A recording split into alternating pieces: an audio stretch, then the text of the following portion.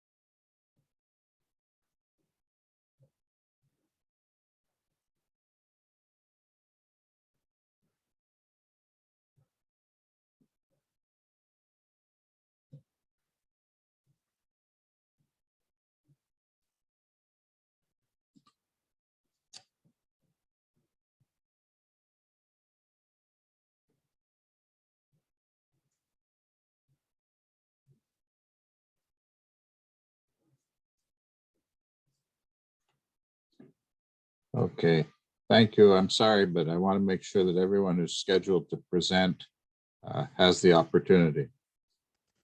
You're welcome to go back to the breakout room in a minute once we're done with the presentation.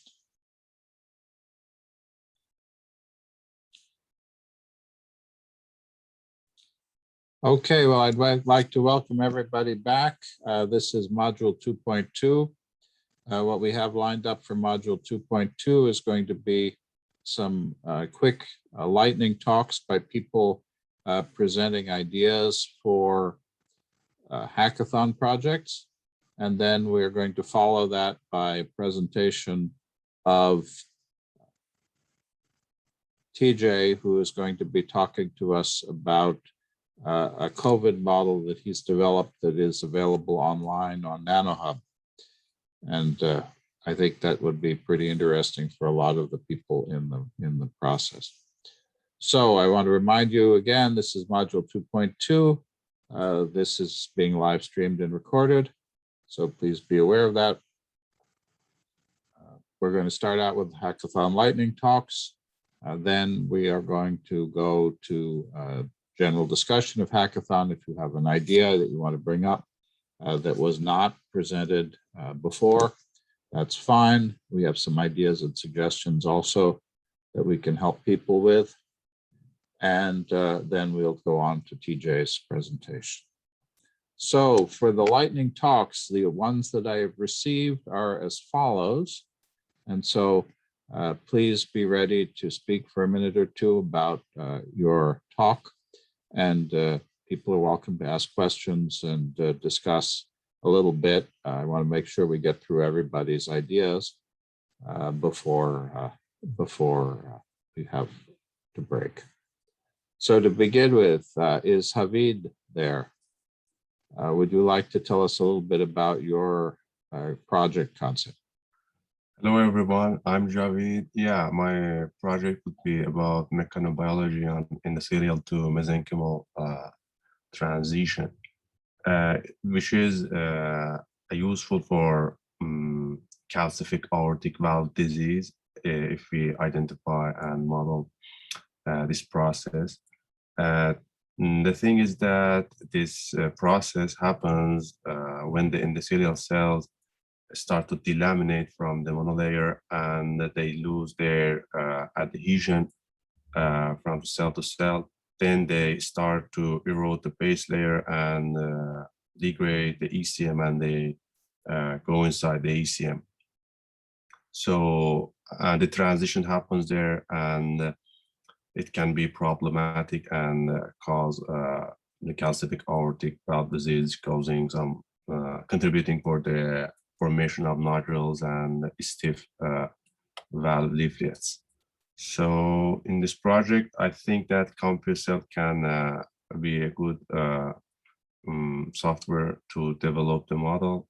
So I will be using the PD and OD solvers for diffusing fields because some cytokines and chemicals need to be secreted by the cells and degrade the ECM, and or maybe for the chemotaxis purposes, the diffusing field would be useful. And also for signaling pathways, I think the subcellular simulations using tellurium and SPML language would be useful. So I'm a very, I get involved in this project very early. I mean, it is recent for me, like several months, so I don't know that much about, but if you have any questions, I'm open for that. Okay, thank you very much. We'll make all of the emails available for people. I hope it's a great project. After all, Giulio started out with a very simple model of EMT. That's a critical question in a whole variety of illnesses and also normal development. And so it'd be wonderful to see a team work on that. Great idea. Our next slide is Ajay, Chitnis, and Abishek Mukerjee. Do you want to tell us a little bit about your idea? And if you're looking for people to work with, please let us know. Sure. Is it possible to run the movies that were in the thing, or it doesn't? Don't worry about it. There we go. So my lab works on this lateral primordium, which is a group of cells that migrates from near the ear to the tip of the tail under the skin. And we've been modeling many different aspects of it during the past several years. So one important thing that we want to focus on is that as the cells move, they are reorganizing to form these little epithelial rosettes. And in the past, we had focused on the role of signaling interactions in defining spots of FGF activity which seed where these rosettes form in the migrating primordium.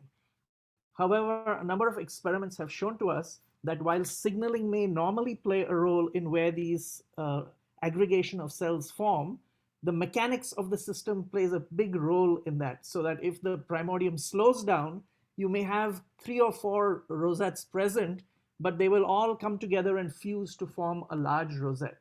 I had made a simple model exploring this idea in NetLogo, where each cell is represented as just a single spot. But I want to take advantage of CompuCell to try and understand not just how they come together to form aggregates, but how their cell shape is influenced by these interactions. And I think a lot of what we've learned yesterday and today is like totally point on point for what we are trying to do. My colleague Abishek has already been, he has some experience in CompuCell already, and he has already been building some models. And in fact, he sent me some last night.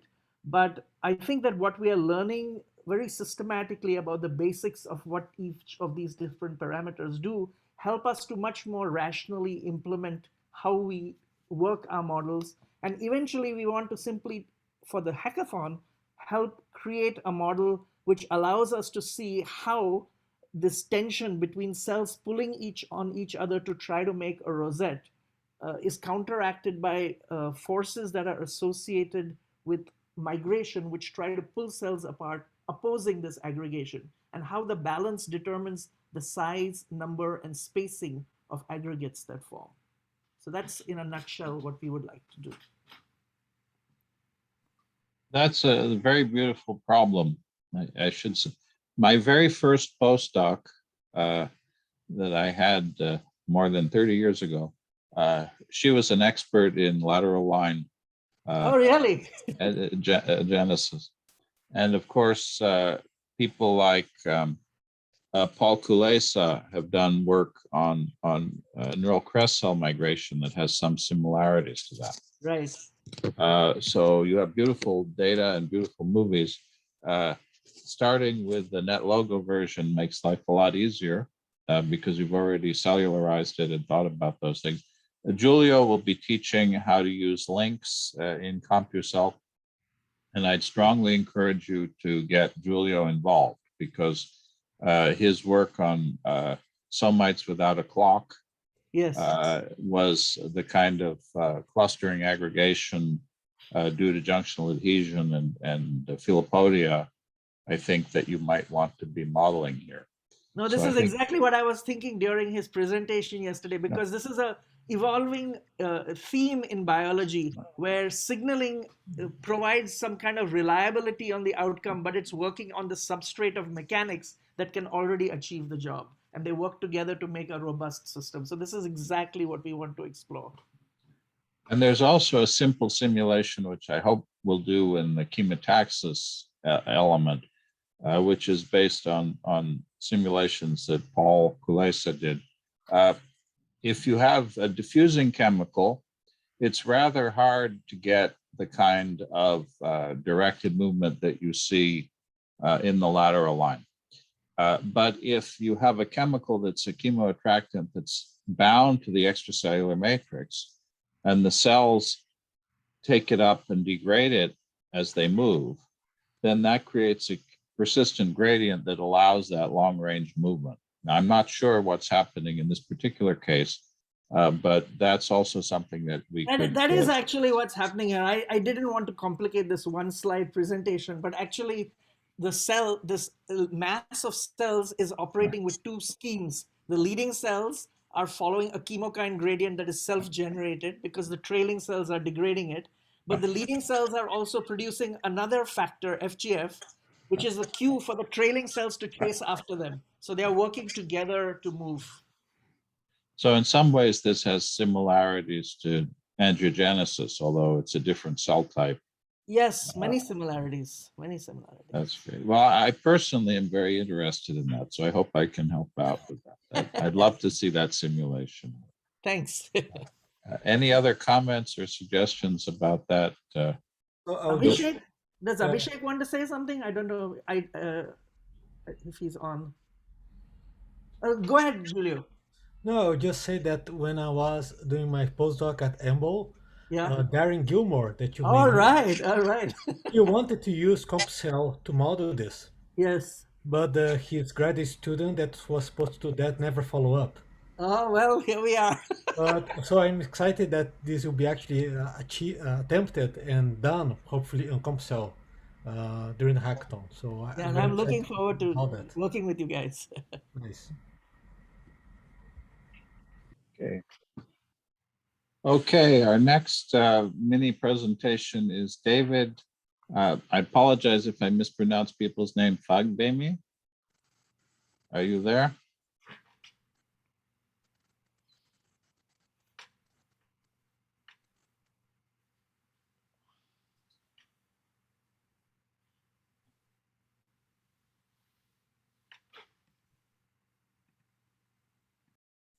I don't see David on at the moment, so if he returns, we can ask him to talk about his idea. The next one on our list is Farnoush Farahpur. Are you there? Yes, I'm here. Please tell us about your project. Yeah, okay.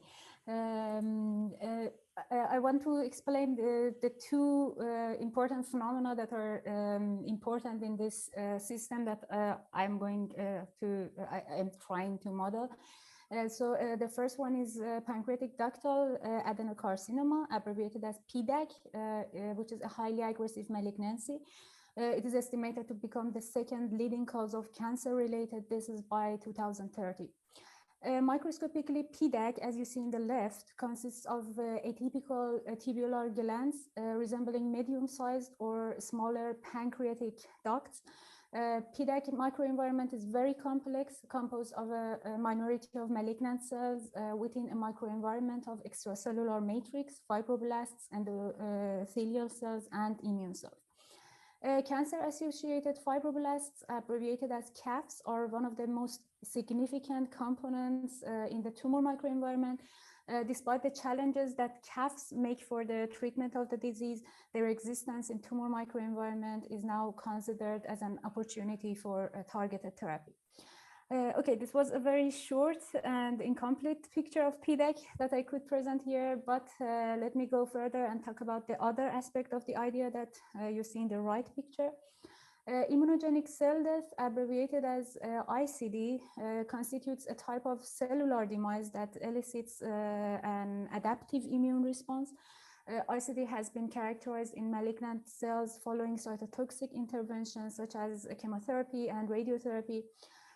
As you see, a set of damage-associated molecular patterns or DAMPs like ATP and so on are released by ICD that activate dendritic cells, which in turn recruit T cells into the microenvironment and thus start an immune response that can attack the tumor cells that are treatment resistant. Special effects play an important role in PDAC tumor microenvironment. So the idea is to model ICD-induced immune responses in PDAC with a hybrid model that simulates individual cells with an agent-based model, for example, cellular POTS model, and the immune mediators with ordinary and partial differential equations. That's it. TJ, if you're there, I thought you might have some comments on this. Yeah, this looks interesting. So maybe in the bit of time that I get with you towards the end of this module, we'll very briefly look at some related work that we've done, associated with modeling the immune system, both, in a local scale, doing spatiotemporal cell-based modeling, and then also with that being coupled to more of a systems level immune response. So, but yeah, maybe we should talk about this, I don't know, on a break, or maybe try to catch up at the beginning of the hackathon and maybe discuss this in a bit more detail. Yeah, it would be great. Thank you. For sure, I would learn a lot. In fact, I do not have a solid background in biology. I am a physicist by training. So if people here know more about PDAC, about, I don't know, the biology of this system, it would really appreciate it if they can also help us. Yeah. Well, to speak to that, my background is mechanical engineering, so you're in good company. And I'm a physics PhD too, although I've been doing biology for 30 years. I was the chair of the Division of Biological Physics of the American Physical Society for a couple of years. So I'm also a physicist in background. So especially because we have a very diverse audience, if there are groups of people who are looking for projects and who have special expertise, for example, if there's a cancer biologist in the room who'd like to team up, that's a great opportunity. So building teams, you could certainly do a hackathon on your own, but it's a lot more fun if you have a team. And so if you're not part of a team already and you're looking for a project, please consider these projects and let us know, but let the people who are proposing them know whether you're interested or not. We'll have another discussion, I believe, on Thursday, where we could pursue this. So please do work on your own, trying to connect with instructors and with other class participants to build some teams.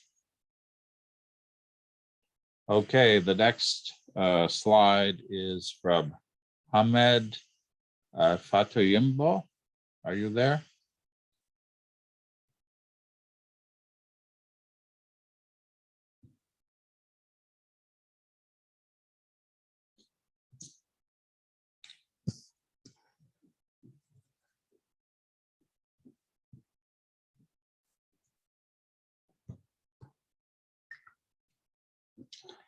No, well, I hope Ahmed will join us again and have an opportunity to present. The next slide was Meegan. Is it Haas or Hassa? It's Hossie, but yeah. Hassi. Okay. Yeah, so my idea is an agent-based model of muscle regeneration following an acute injury. So my lab focuses on looking at muscle, and we've done previous models similar to this in Repast, but with my experience in Repast, I'm interested in switching to CompuCell because of some of the advantages in modeling cellular systems. So specifically, in terms of this model, we would have some acute injury that would cause damage to the muscle fibers, and then you would have this inflammatory response, so like neutrophils and macrophages moving in. Then over time, you would start to see like satellite stem cells move in and proliferate, and then depending on the degree of injury, you could start to see fibrosis if there were too many fibroblasts or prolonged inflammation. And then over time, this would heal, the satellite stem cells would help regenerate the muscle fibers. So I'm also interested in looking at some other components of muscle regeneration, and depending on what my team is also interested in, maybe including like different sex hormones to see how like estrogen or testosterone would impact muscle regeneration. In terms of computational approaches, a lot of logic-based or literature-derived rules. I would need some type of equations for diffusion of the cytokines or the hormones, as well as ECM remodeling and having the cells sense their neighbors to determine movement based on like cytokine levels. And then expertise for partners, really just an interest in the model and the system, any experience with agent-based modeling or cell diffusion dynamics or experience in Python or CompuCell would be great. And my email is on that slide. That sounds great. When you have an existing model, that makes it much easier, of course, to re-implement. And again, I think that's a great project. It would be wonderful to see that come to fruition.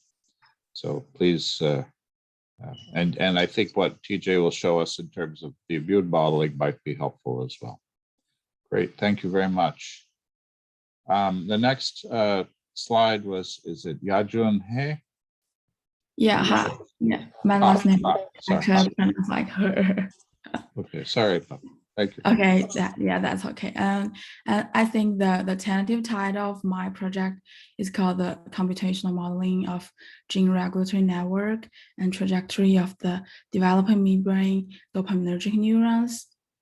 And the plot on the left side shows the dopaminergic neural development in mouse midbrain from prenatal to postnatal, and the development the progress involves like the dopaminergic lineage specification and its differentiation and maturation. And this progress has some spatial characteristics, and like the progenitor cells will give rise around embryonic day 8, and they will proliferating and differentiating into the neuroblast, and around day 10.5, the neuroblast will migrate radially from the ventricular zone to the marginal zone, and where they will mature into the dopaminergic neurons. And after the maturation, they will migrate into their final destination and project to 3 distinct areas. And I think each of the major development process is orchestrated by a number of morphogens secreted by the surrounding tissue, and like the Sony hedgehog and FGF8 and Wing1. And in response to this morphogens, a set of transcription factor plays a vital role in determining the cellular fate.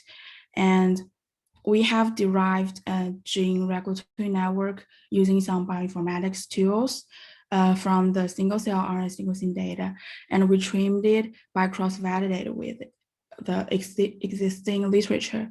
And so my goal is to construct a dynamic model of this gene regulatory network. I'm thinking starting with a basic Boolean model, and in the future, I want to construct an ODE-based model. And the ideal will be like cooperate with spatial modeling to simulate how the neurons will migrate during the whole development in the midbrain. And yeah, that's it. Okay, that's great. You'll hear about Boolean network modeling on the last day. TJ will be presenting some of that. Actually, I guess on Thursday he'll be presenting that. Okay. And these are good or wonderful problems. In a sense, it's got some similarities with the neural crest. I was just saying neural crest, the lateral line cell migration in terms of some of the issues. So I think that's great, and I hope that we'll be able to help you come up with a simulation that we can be useful. Okay. Yeah, thank you. Okay, our next talk is Arran Hodgkinson. Are you there?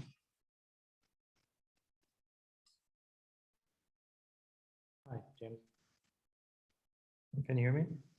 Yes, that sounds good. Thank you. Great. Yeah, I assume, given that the text is posted over the video, that the video wasn't working. But there was a video in the lower right-hand side here. It's not necessarily a problem. The basic problem is though, yeah. I'm sorry that when it converted to PowerPoint, we weren't able to figure out a way. Do you want me to have you screen share? I can have you screen share for a second if you'd like to show the video. Sure, if that's easier. My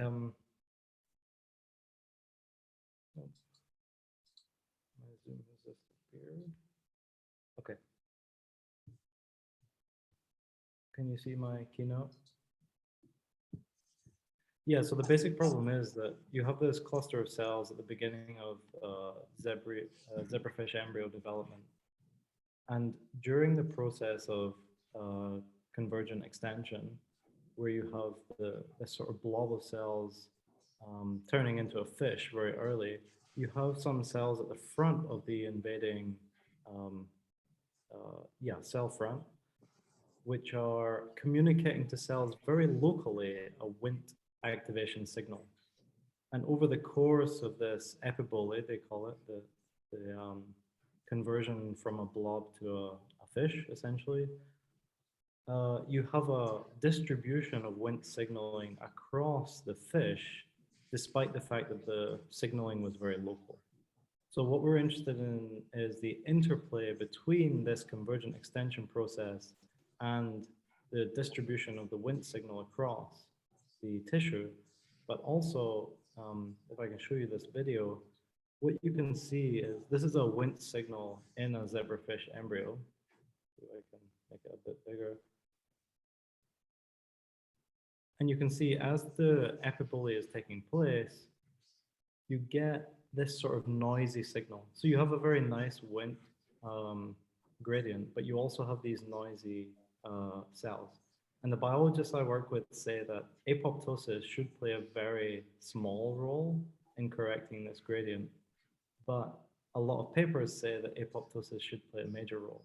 And so what we want to try and find out during the hackathon is what kind of a role apoptosis is likely to play, major or minor.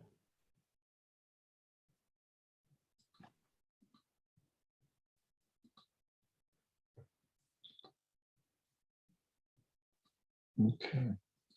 So that's a fascinating problem. We've worked with a number of teams that are interested in various aspects of zebrafish epibole. And so we'd be very interested in trying to help you with that. I don't know if there anybody else on the team here who has expertise that's relevant. there are a lot of complex issues in epithelial because so much is happening at once. Yeah. And so I think one of the key things with a project like this would be to try to define at least an initial set of questions that are achievable with a relatively simple model. Yeah. But So I know TJ is thinking about these issues a fair amount these days. So okay, great. no, go ahead, One please. of the things we had considered is potentially modeling on the plane just to begin with before going on to the sphere. So definitely, but again, it's great to see. Last year's CompuCell course was built around COVID and viral infection modeling, and so it's great to see so many developmental biologists back. It's really nice. Okay, thank you very much. Thank you. Our next talk is Janos, is it? Yes, I'm here. Thank you. Do you hear me? Yes. Perfect. Thank you. So I'm interested about yeast colonies, the growth of yeast colonies. Here in the image, we can see how a colony of yeast cells grow and develop. And technically, it looks like it's a 2D slice of the three-dimensional colonies. And actually, we see it starts growing like a ball, a balloon. But after a time, the middle part, the top part, is not growing anywhere, only the sides. So I'm interested in constructing some model about these processes. Then technically, the middle part of where the colony starts growing, like a ball or a balloon, but after a time, the central cells don't have enough oxygen, nutrients, so they don't divide anymore, while the cells at the edge of the colony still dividing. And the base of the colony and the top layer somehow separated, and some cavities appear around the edges. And as the colony grows, cells can divide inside these cavities, and the colony grows also at the sides. So at the end, some Winkel structure, some complex structure could arrive. That's what we see in microscopic images. And I'm interested about how to use CompuCell to somehow mimic these kind of processes. I know it contains some gradients, and also biophysics between cells, attachment, detachment, things like that. So that was my idea technically. Okay, I think Julio will be showing some buckling simulations later in the course that could be used, and some of the models of nutrient-limited growth might be relevant. So combining a nutrient-limited growth model with a mechanical model of buckling might very well be reasonable for a project of that kind. Whether you could simulate quite as many cells as you have in some of your pictures, I don't know with that level of detail, but I think you could probably at least do a 2D simulation of what it looks like. And that would be reasonable. Again, people are welcome to break in and make comments if they have suggestions or ideas. Okay, thank you very much. Okay, our next slide is from Iman Kafian-Attari. Yes, here I am. Okay. Hello everyone. My name is Iman, and my project is about modeling the impact of cartilage degeneration on its physical properties, such as its optical response. So what I would like to do in this summer school is to develop multiple agent-based model of cartilage and try to simulate degeneration through these models. And later on, I will incorporate these degenerated models into radio transport equation and estimate light propagation in the tissue and also versus the degenerated tissues. And we use these changes or alteration between light propagation in healthy and degenerated tissue as a marker for assessing the pathology or degeneration in the tissue. Yeah, and that's the whole idea of this study. And this hackathon project is actually about developing the agent-based models of cartilage. I would like to start with the basic model, which only comprised of solid matrix and water of the tissue, and then later on eventually progress to more advanced models that capture the composition and the structure of the tissue fully. Yeah, so that's it. I think that that's very promising. I remember a team started a cartilage model many years ago with CompuCell. They got quite far, but somehow it was never finished and published. And I would love to see that cartilage, those cartilage ideas work. The idea of the breakdown of the extracellular matrix is critical, and I think it's very appealing. I hope again that you'll find some people to work with and some support for that. That's a wonderful project. Yeah, hopefully people will show interest in this project too. Okay. Thanks. The next one is Maria Raffo. Is Maria here? Maria Del Valle or Raffo. You want to tell us? In the chat.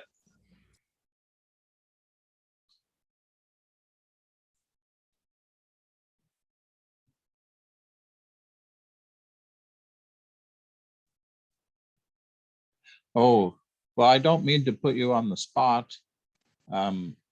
Infectious disease modeling is certainly something that we can do. And if you'd like to talk to what is your native language? We certainly have Spanish and Portuguese, Brazilian Portuguese speakers in the room. So if you'd like to talk to somebody, that's certainly possible.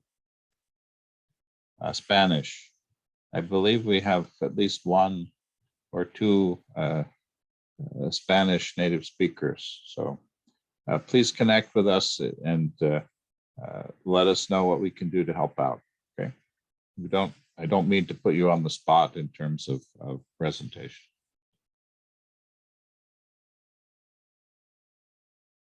Okay, the next one is Lorenzo. You want to speak up a little bit? Hi. Okay, can you hear me? Okay, my project is about implementing a multi-scale simulation of endothelial cell. And the idea is to study the strength of inter-endothelial cell junction, spatial constraints, so how cells are disposed in a monolayer, and notch activity and proliferation. So this idea came from some work we have done to extract data from imaging of endothelial cell monolayer. And we built this endothelial cell profiling tool so that we can extract data from a lot of images. And that allows us to account for the experimental variability and also some biological variability. And analyzing this data, we find out there was something that did some heterogeneity in notch signaling, which didn't seem to fit with the current understanding, or perhaps we want to understand a little bit more on how the rules and the regulatory network with notch activity can give us as a result this heterogeneity. And you see it in the image in the middle. This is a kind of map of an ICD, and is obtained by this endothelial cell profiling tool, and these are experimental data. So our aim was to implement a CompuCell simulation, which could account for the current understanding of notch signaling, that has been already implemented to some extent into antimony or SBML or these kind of tools. We have done a little bit of work on that, and we have created a simple initial CompuCell simulation which can account for this and allow us to import our maps of cell and data into CompuCell and try to use the SBML model to extract data from this. And what we want to do is to generate synthetic data and see if we can actually reproduce those data that we have in vitro with different endothelial cell line and figure out a little bit better about the biology. So in general, for the hackathon, the idea was either or both, to refine a little bit our simplistic CompuCell simulation, so perhaps introducing proliferation or some evolved version of the cell junctions, and to learn and perhaps implement a little bit of parameter scan, sensitivity analysis, and look if our SBML model can really reproduce the data, and then we will analyze back into our ACP tool to analyze this data comparatively and see what we can learn of the biology of the system. And one main question that is very interesting to us is which is not signaling in the same endothelial cell monolayer effectively able to stabilize. So is that possible that all the cells become positive or all the cells become negative, or there will be always some kind of movement there? And what is the biological meaning of that if that occurs? Thank you.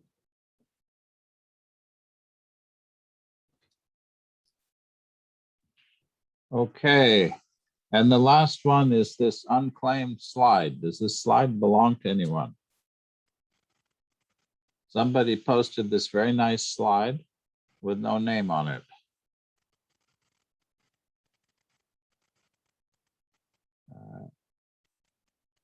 Using Physibos, modeling of cancer, breast cancer invasion. Does anybody recognize the slide? And if so, would they like to speak about it?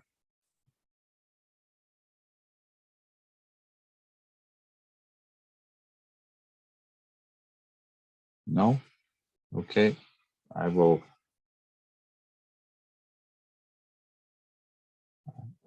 It's an interesting slide, so it'd be nice if we had somebody to claim it. But okay. I think those were the main hackathon ideas.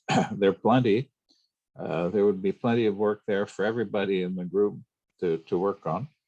But if some of that didn't appeal to you or didn't strike your fancy, there certainly are many other things that one could work on in the general area of wound healing, cancer tumor growth, the kind of viral model that TJ and immune model that TJ will show in a minute. We heard a nice presentation on diffusion limited growth and buckling in yeast. So that would be very similar to a biofilm model. We've heard talks about convergent extension already, so that one is pretty well taken. Joshua has done some work on earlier stages of embryogenesis and blastula formation that could be used to extend. And there could be some interesting simulations of collective movement with cell crawling based on the simulations that Gilberto will show. There also are a bunch of software tools that would be nice to have in CompuCell. People asked about sensitivity analysis and parameter identification. We have some tools, but one could make those more specific. We heard about people who have some AI expertise, so it's possible that somebody could extend those ideas. And somebody asked about image export and import, and there definitely would be room for tools of that kind. CompuCell is designed to be modular and extensible, so it's relatively easy to build plugins and importers that will work with it. If really none of that appeals to you, and there's been such a variety already, something that we could do is, I recommend, especially if you're starting out, is to think about replicating an existing model. We heard already a talk about the lateral line and having a model that was written in that logo. If you have an existing model that's fit written using an agent-based formalism, it's much easier then to translate that into a CompuCell implementation. One could take an existing CompuCell model and extend it, or potentially take a model that was written for another environment like Morpheus or Physicell or NetLogo, and convert it to CompuCell and see, learn about how that works. And so if anybody's interested in those kinds of problems, please let us know. I'd like to give us just a few minutes to have conversation. If there are any questions, comments that people want to discuss, questions for our speakers. If not, well, let me give you a few minutes for that. And then we'll move on for TJ's short presentation. Does anybody have any suggestions? Somebody says, do those who speak want us to contact them by email or Slack? My suggestion is that you try Slack and email.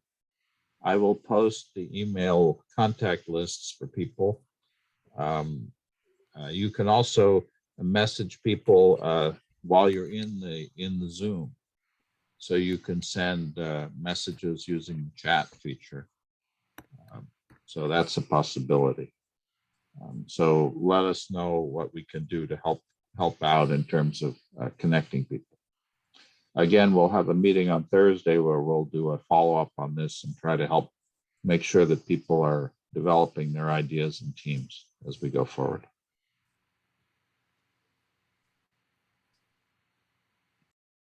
Does anybody else have anything they want to bring up at the moment? I think it's a great set of projects.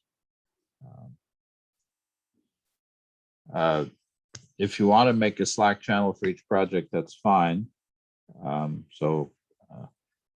Definitely you're free to do that if that's helpful.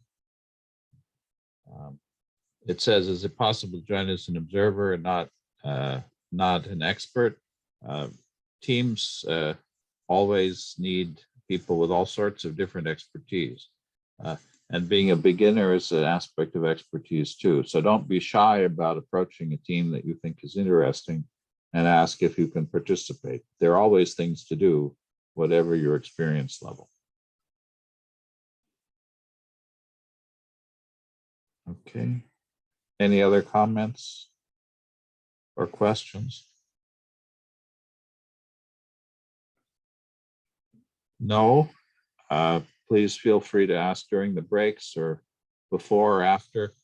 One of the reasons we have that half an hour before we start and half an hour after we start is to have more discussions of this kind.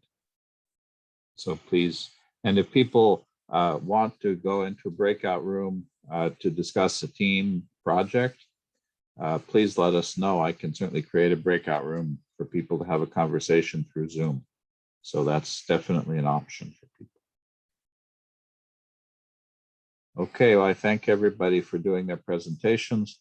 TJ, are you queued up to go ahead? Yes, James, I'm ready to go.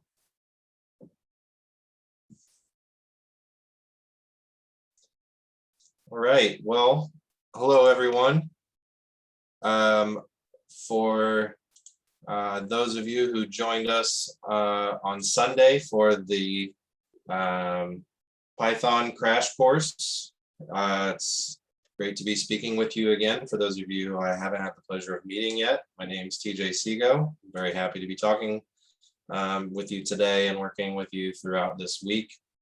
On Sunday, we all got together and did 8 solid hours of Python crash coursing, which has since been described to me as drinking from a fire hose. But we all powered through it. It was an excellent experience. And so today, I get to talk a little bit more on the biological side and the modeling side, which is nice. While I do a lot of work on the development of CompuCell per se, I also do a lot of modeling, as James has mentioned, much to do with viral infection modeling and immune response modeling and to do with some of those aspects of host pathogen interaction and so on and so forth. So I'm very glad to be speaking with you about that and get to share some of those projects and ideas. To that effect, most of what we're going to do for the rest of our time in this module is going to, in one form or another, revolve around this paper that is shown on my screen right now. And I'm going to put a link. I'm actually going to put a couple of links in the chat. I'm going to start with the link to this paper. So as James mentioned when we were doing the workshop last year, you know, we and many other people in the sciences pivoted in one form or another to try to somehow contribute to the pandemic. And this paper is one of the results of that work. In fact, at that time, we were sort of in the weeds on working on this particular project, which is about a framework that's built within CompuCell to be able to do very complicated, elaborate modeling on viral infection and immune response. And so we're going to sort of revolve around some of the work that was done to complement a lot of either what we've discussed so far in the workshop or what we will discuss in later modules throughout the week. So that first link is a link to find the actual paper. If we're not going to get into a lot of the details, and it is a quite lengthy paper with a lot of detail, we're going to omit most of it. And so if you do find yourself interested in wanting to know more, that we will skip over for now. You can use that link to actually review the paper. I'm also going to include a link in the chat that's actually on the slide, which is the GitHub repository for those of you who may be interested. This is the repository to the actual code base for this platform. And in one sense, this is made available for transparency and for reproducibility. On the other hand, this is also specifically designed for people to actually grab this code and potentially contribute to it, to use it for their own purposes, for all sorts of things. So want to make sure that that's available to you. You can follow that there for those of you who you know, would like to pull that code and maybe do a little work on it and make some contributions yourself. We not only encourage that, we invite it. And then lastly, and this link I will post in the chat again because we will come back to this, but for now, for those of you who like to do things while you listen, you can go to this third link. This third link is a separate NanoHub tool, much like the one that we've been working in for all of our CompuCell work. But this is the actual NanoHub tool for this viral infection framework as it was published in the paper. So you can follow that third link. We are going to come back to this. If we have time, we'll make time, at least a little bit. And we'll actually open this thing up and watch it go.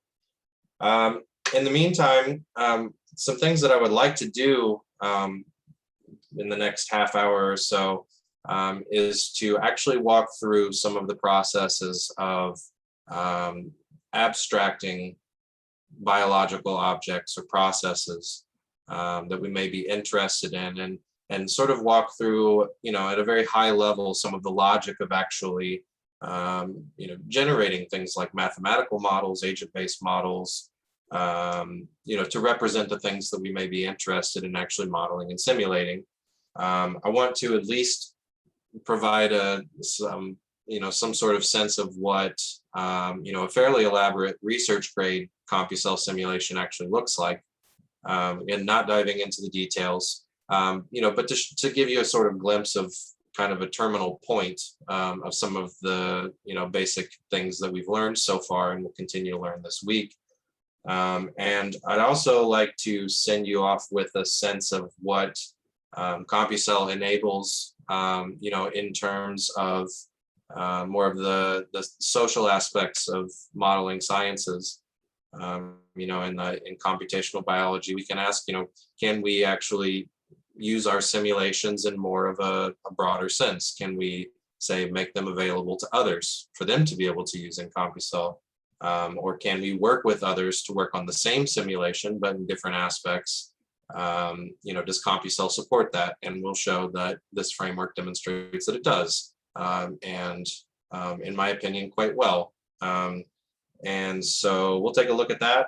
I'd like to start by sort of motivating, you know, the activity of generating these models for COVID. We, you know, when we came to this problem in the first place in terms of COVID, we asked these questions for infectious diseases, these types of questions for infectious diseases and developmental diseases.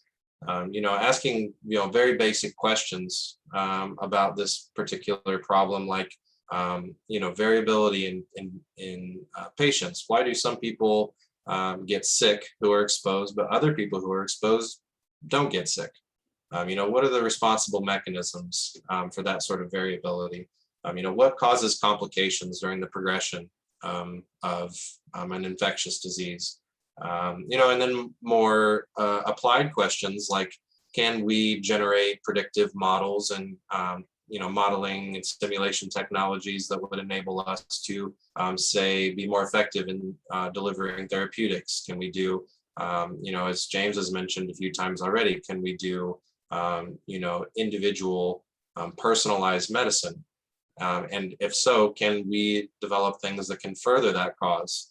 In this case for COVID, but, you know, of course, for, you know, other diseases. And in the case of CompuCell, many times we find ourselves asking things like, can we describe, you know, these more emergent events like getting sick in terms of, you know, more molecular level perturbations, cellular level mechanisms, things that could actually potentially be targeted, you know, with drug therapies and so on and so forth. So we're going to, you know, sort of view all of this with that sort of motivation. And then I want to do this activity of, you know, sort of breaking this down into some very basic concepts. So when you have something like, you know, a SARS-CoV-2, you know, COVID-19, you know, what occurs in this event of exposure and infection is that a virus is introduced to the respiratory tract. It infects an epithelial target tissue, and then things happen after that. And we ask when there is, say, an immune response to this infection that is actually going to progress. You know, the response is an immune response. And so then we ask what are, you know, sort of the driving aspects and, you know, what are the characteristics of those aspects? And in this case, you know, when we have something like a local infection in a respiratory tract, this consists of a small neighborhood of cells. There is then a corresponding whole body response that is the immune response. So something local that occurs that then results in a response throughout the body that we'll just generally refer to as being a systemic response, in this case, a systemic immune response. And then lots of other peripheral mechanisms that we may or may not be interested, depending on what we're looking to model. In this case, things like transport throughout the body, whether, you know, blood, lymph, or air, you know, or say if we're interested in, you know, complications, say spread to specific organs, to specific tissues, to say investigate more critical cases of an infection. And for people like me, you know, say maybe interested more in specific aspects of the immune response. So we have a mechanism that's involved in our total event of a COVID-19 case. And, you know, through that, we can actually dive into the details of specific mechanisms associated with it. In the case of the immune response, whether it be the innate or adaptive immune response and some particularities, you know, associated with all of those processes. And so in the case of this project, we adopted the strategy of starting very simple because cellular modeling per se can be quite complicated. And then applying that to a very complicated problem like an infectious disease and an immune response, very complicated. And so our strategy to start was to begin with a local patch of epithelial tissue that would be exposed to a virus, and then start to build in some of the mechanisms of interest into that model around that paradigm of having a local epithelial patch. So in this case, we assumed that this is a primary infection. So this is the first time that our host has been exposed. And you can see what one of these simulations sort of looks like on the right. We'll go into some of the details a little bit. But in general, we're talking about an epithelial patch that gets infected, and then lots of events follow. And like to sort of show you the connection of going from, observations and current knowledge about the biology and making the translation to the actual model objects, whether they be CompuCell specific or just general modeling assumptions. And so in this case, if we're considering, say, a lung epithelia, lung epithelial tissue, so we have some sort of quasi two-dimensional patch. If we're looking close enough at our epithelial tissue, there can be lots of different cell types. When we generate a model that corresponds to that for a very local patch, we have something like a two-dimensional epithelial tissue. So this is actually a screenshot of one of the simulations, just looking at the epithelial tissue. You see this is a two-dimensional simulation. And in this simplest case, just a uniform layer of epithelial cells. There's a lot to do with the actual replication of virus. When a cell is infected, there's a lot that goes on inside of that cell to produce more virus. A virus goes into the cell, things happen to produce more virus, and those resulting virions then leave the cell to go on and propagate the infection. Now, in what may seem like a quite complicated model, in a very simple case, we can very readily in CompuCell, say, generate an ODE model describing the various phases of the viral life cycle inside of an infected cell. That model being shown here on the right with a little schematic of some of the associated mechanisms of the viral life cycle. And this is simulated in each individual infected cell. So moving through the various stages, and that's after virus gets inside of a cell, leading to release of more virus outside of the cell to do more infecting.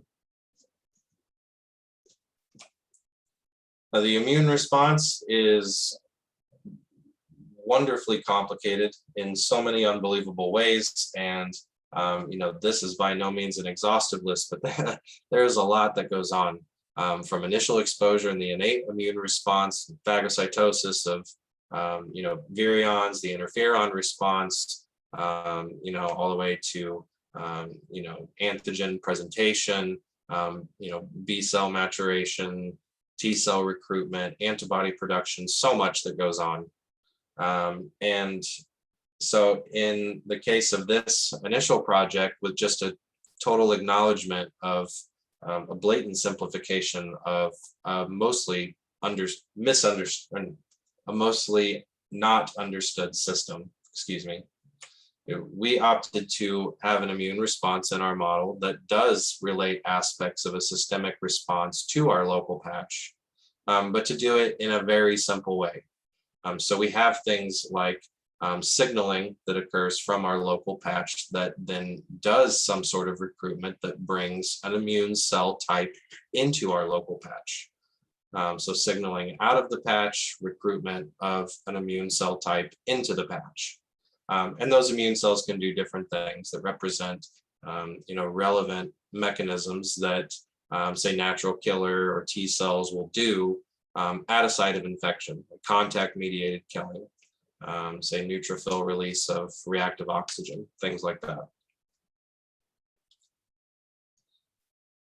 And so in this case, for our preliminary work on modeling the immune response in this framework, we elected to use an ODE model that represents the total inflammatory state of the infected organism, using some convention where we have this very abstract variable S, and we say that when our variable S is greater than 0, the species is in an inflammatory state, and when it's negative, it's in an anti-inflammatory state. And we couple the dynamics of that variable to signaling in the local patch, where signaling in the local patch can drive the system into an inflammatory state. And when the system is in an inflammatory state, that then leads to recruitment of immune cells into our patch. And likewise, pulling immune cells out of our patch is due to the species being in an anti-inflammatory state. So a lot of simplification, but reducing this to something that's much more manageable in an otherwise still very complicated system, at least to a workable degree, where we can start to generate simulations that actually have recruitment and a local immune response. And then there's lots to do with damage and scarring and tissue recovery. Epithelial cells die through lots of different means during COVID. And there is a lot to do with recovery, most of which we did not treat in this particular work. The farthest that we really took this was that cells can die. And we did a little bit of work on showing different ways that we could model recovery. But in general, when you see an epithelial patch and you see these black cells in here, so this is damage, dead epithelial cells in an epithelial tissue, whether it be due to viral replication or some action of an immune cell. Now, something that is both very interesting and also very complicated about this model and models like this is that you consider that the survey that we just did goes all the way from subcellular viral replication all the way to a systemic immune response, and all built around a CompuCell simulation considering individual epithelial cells. You have a pretty broad span on a multiscale model, going from subcellular kinetics to a whole body response. And probably importantly to point out here that, when we talk about these viral replication kinetics and we have a viral replication model for an infected cell, we have to consider that that viral replication model is being simulated inside each individual cell. You go look at any cell in simulation, and we'll learn how to do this starting tomorrow, that you look inside each individual cell and you'll have one of these running models if the cell has been infected. Whereas there is a running ODE model of the inflammatory response. So it's a detail there that I think we'll be more familiar with by the end of the day tomorrow. And this is what it looks like, and this is a schematic of all of the model modules that consist of the entire framework. As I mentioned, this is a pretty long paper with a lot of detail, and we're not going to dive into much of the details on any of this, hence the paper. And of course, Josh, Giuliano, James, me, any of us would be happy to talk with you more, about some of those details, outside of the modules. Now, we can do a lot of interesting things to explore the sorts of questions that were mentioned towards the beginning of our time today, about asking questions, say, about molecular perturbations and how they may affect sort of emergent events, emergent properties. In this case, and in this paper, we go into this quite a bit, about simulating a drug therapy, and in particular, studying the effects of both the potency and the timing of a drug therapy, with respect to initial exposure, asking things like, what is the effect of administering a drug earlier versus later, after exposure?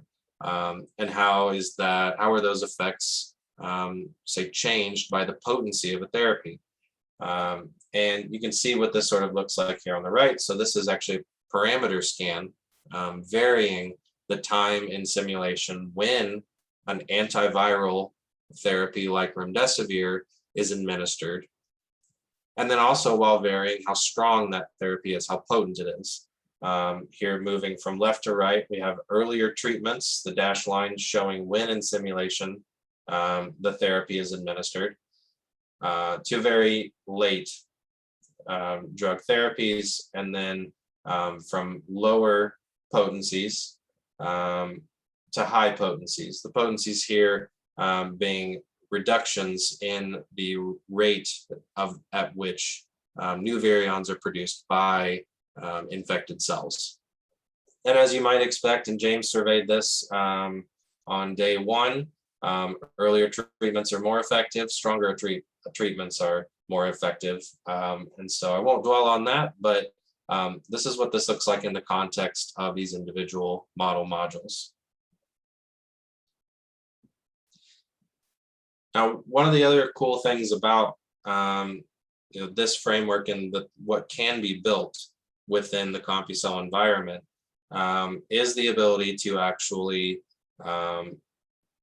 develop these simulations in a way that can be improved by others, that can be used to facilitate sharing of models or collaborative development. And we talked about this, I think, in the chat yesterday a little bit about what is the point of having multiple steppables. I can't remember exactly who asked that, but I was very glad to see the question asked, because why not write all of your models of a simulation in a single steppable? And one of the answers is that if every model is implemented as its own steppable, then it becomes possible to use the steppable that implements that model in lots of different simulations. And you can see an example of what this looks like in this schematic. So this framework is divided where each steppable implements a particular model, and then they're all assembled into the overarching simulation. But nothing prevents someone from coming along and, say, not using all of the steppables that we implemented.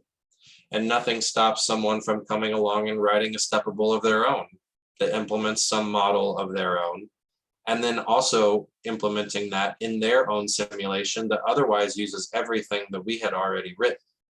And this framework is specifically written and designed in such a way to actually facilitate that. So it is possible to write things like modeling and simulation environments within CompuCell where lots of people can contribute simultaneously, in some sort of collaborative or, large scale, cooperative project, working at different aspects of a broader problem. If, say, you are interested in developing better models of viral replication, but I am interested in building better models of the immune response, well, each of those are implemented in different steppables, which means that we can work on the same simulation by improving our own respective steppables and all still contributing to the same overarching computational model. Now, I don't want to spend much time at all going through the details of code, but this is what this looks like. This is how this published work was done. This is steppables just like what we've been writing and what we'll continue to write throughout the week. But in this case, this is actually leveraging some of the additional functionality that comes from using Python itself in CompuCell, in that this is actually taking steppables that have, say, been written by some imaginary group and then adapted by some other group.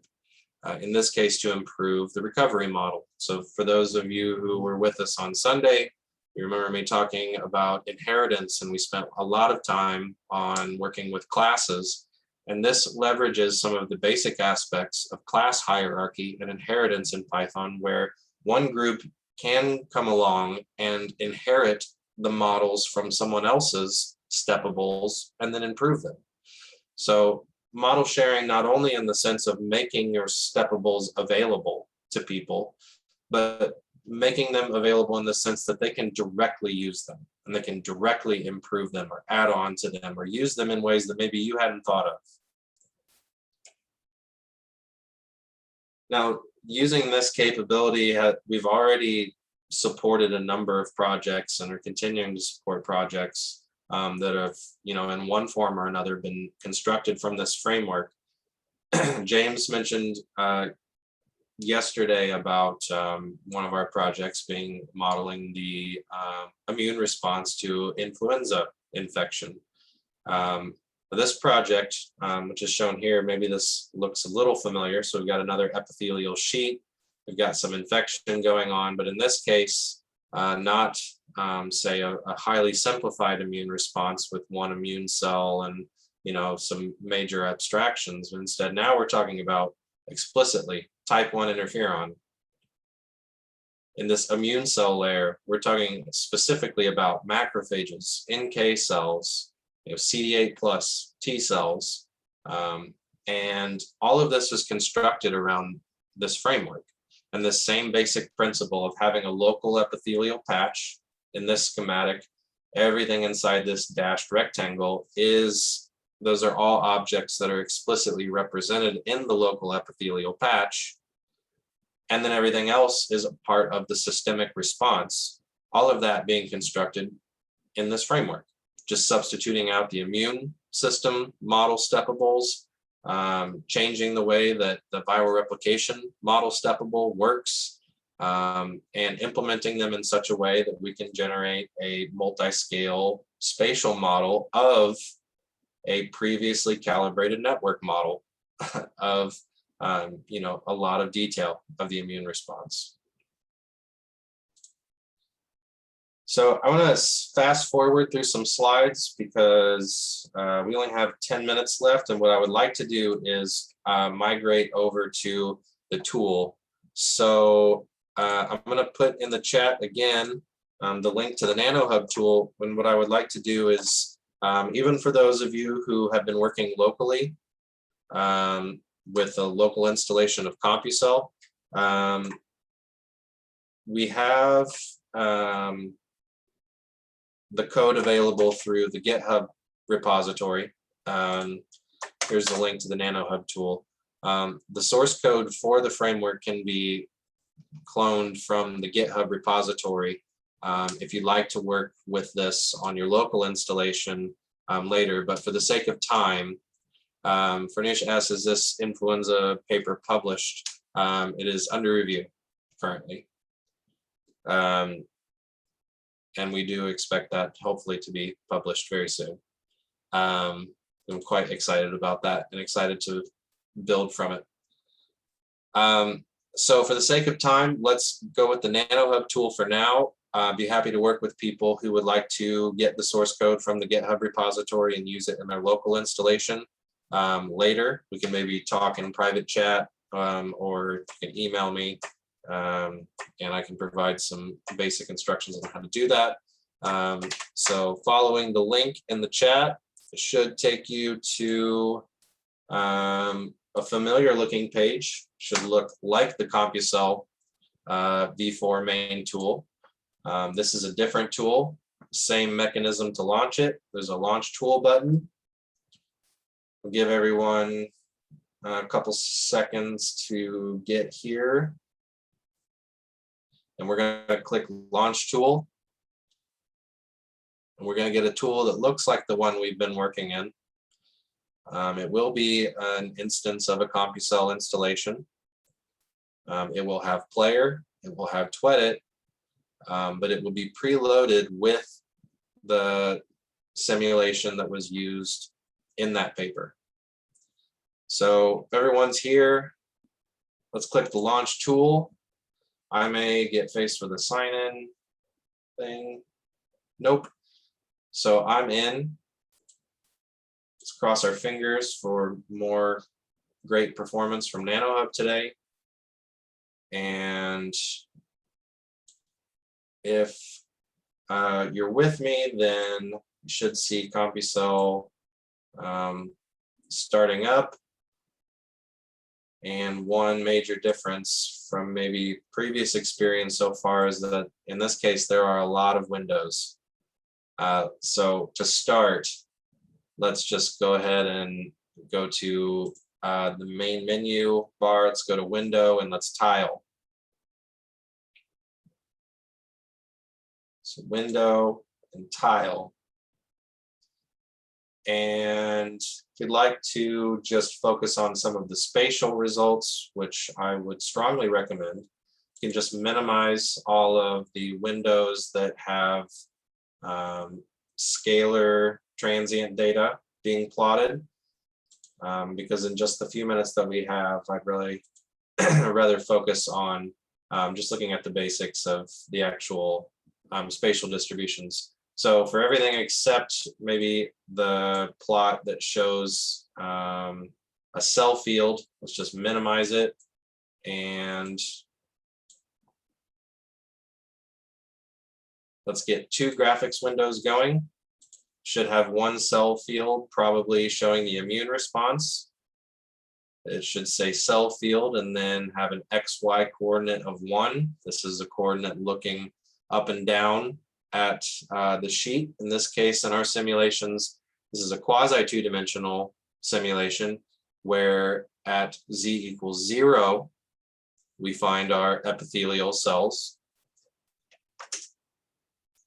which you'll see here in my screen when I change this coordinate value to 0.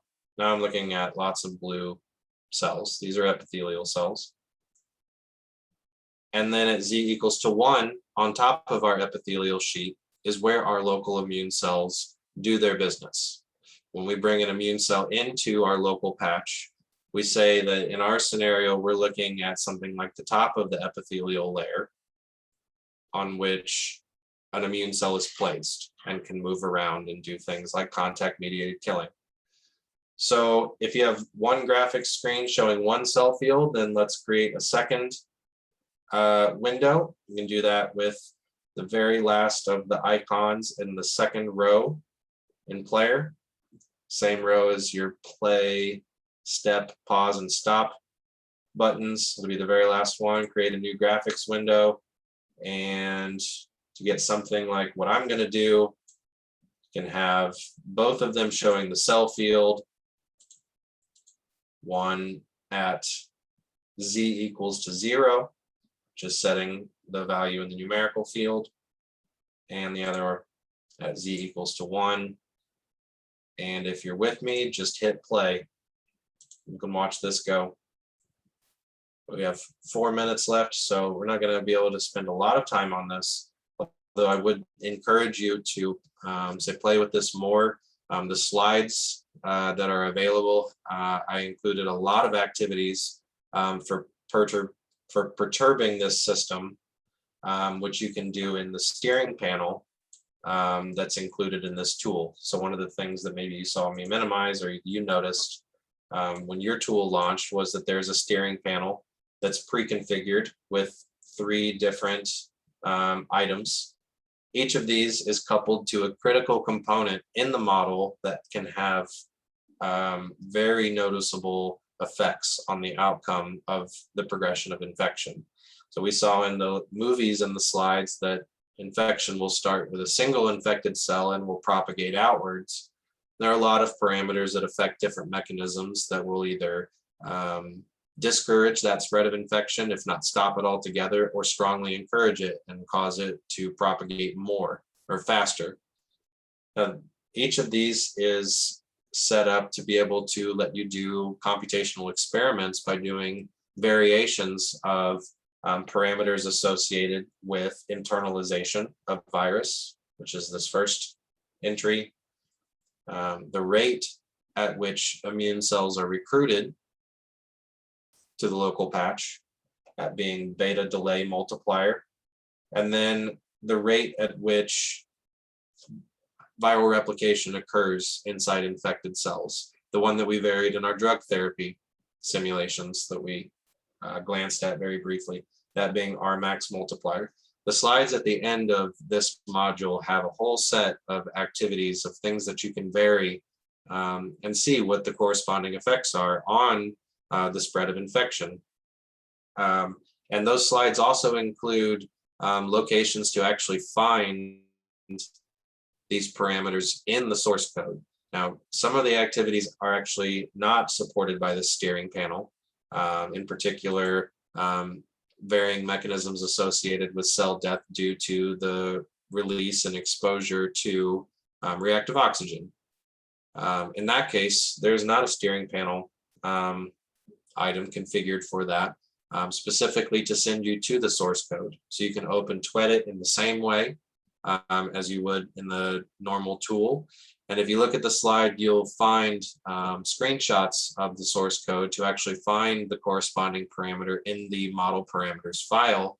So you can go through and programmatically do variations as well. The hope is that that motivates you to actually dive into the code and maybe start making some manipulations of your own. Because again, should you feel so inclined to actually do some model development with this framework, the GitHub repository is specifically set up to facilitate that, in the sense that if you were to, say, develop something that you would like to share with the broader community, dare I say publish it, we would be happy to host it on our repository as an importable model module that would be distributed along with the broader framework.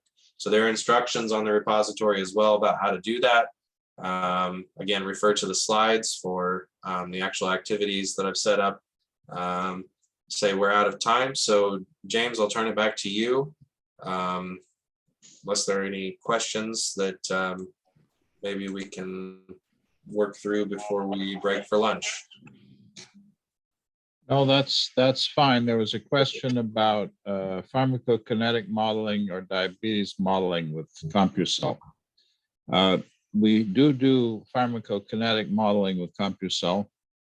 I mentioned that we've done some modeling of diabetic retinopathy. But of course, diabetes is a very complex disease. And so there are almost a limitless number of diabetes questions one could ask. And so we'd be very open to ideas and suggestions about approaches to dealing with aspects of diabetes or doing better pharmacokinetic modeling. Jim Sluka, who is not, I think, on the call right at the moment, is an expert in pharmacokinetic modeling. And also Tarun, who is one of the participants in the class, is also an expert on pharmacokinetic modeling. Any other questions or comments before we break? There was a question, can you run the simulations out of the graphical interface of running on a cluster? Oh yeah. In fact, the grid that we surveyed and that James talked through with you yesterday about the drug therapy parameter variations, all of that was done on IU's supercomputing resources, specifically on carbonate. So that's all executed not within CompuCell itself, but actually in a general Python environment that calls CompuCell as a process. And in this case, lots of processes that are executed on lots of, cores in the clusters that we have available. So that's a generic capability. So that's something that is built into CompuCell and is documented to, varying degrees. But yes, in general, it is possible to do that. Otherwise, it would have taken about 3 years to do all of those simulations.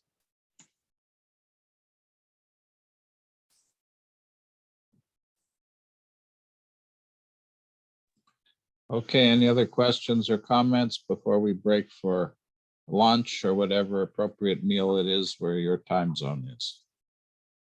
I'd like to thank everybody for doing the mini presentations. I thought that went remarkably smoothly. And I do appreciate everyone condensing their ideas into such a short space. I'm sending out some links to help people organize. We'll post all of that information in the Slack. That Google Doc will continue to be active. And so we're looking forward to working with people. We'll do our best to help out, but it's really essential that people reach out. If you're not in a team and one of the talks took your fancy, please do reach out to the person who gave the talk directly and see if you can coordinate with them. And we'll have a session on Thursday where we'll investigate how people are doing in terms of organization.